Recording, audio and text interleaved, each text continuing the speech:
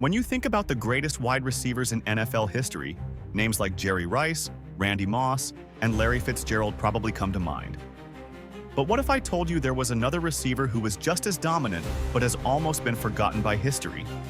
Today, we're diving into the story of the man who might have been one of the greatest, if not for a tragic injury that cut his career short.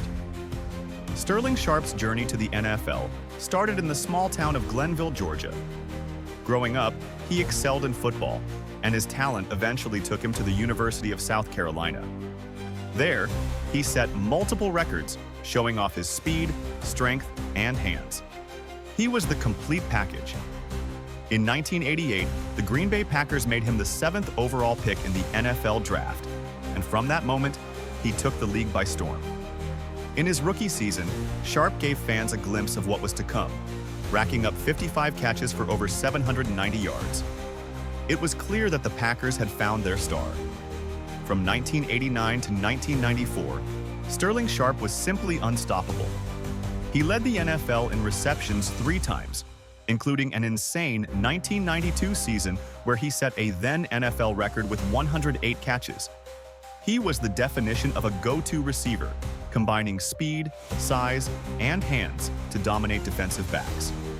And when Brett Favre joined the Packers in 1992, Sharpe's game reached new heights. The chemistry between the young gunslinger and the seasoned receiver turned into one of the most dangerous duos in the NFL. In 1993, Sharpe became the first player in NFL history to catch more than 100 passes in consecutive seasons.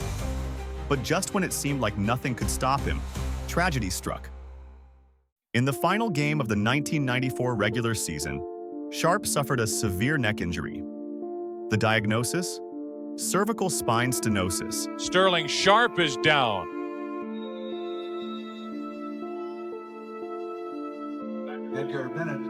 Sterling Sharpe down and in obvious pain. A condition that made it too dangerous for him to continue playing. And just like that, Sterling Sharpe's career was over at the age of 29. Imagine that. A player who was at the top of his game, potentially on his way to breaking records, being forced to retire at his peak. What could have been if Sharpe had been able to keep playing?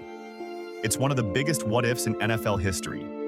Despite playing only 7 seasons, Sterling Sharpe left a mark on the NFL. 5 Pro Bowl selections, 3 first-team All-Pro nods, and a spot on the NFL's 1990s All-Decade team. But when the Hall of Fame discussion comes up, his name is often left out. So, what if Sterling Sharpe never suffered that injury? Could he have been one of the top 5 receivers of all time? Comparing his numbers to others at his peak, it's hard to argue against it. He was on pace to break records and set new standards for the wide receiver position. And let's not forget, without that injury, Sharpe might have been a key piece in the Packers' Super Bowl runs in the late 90s.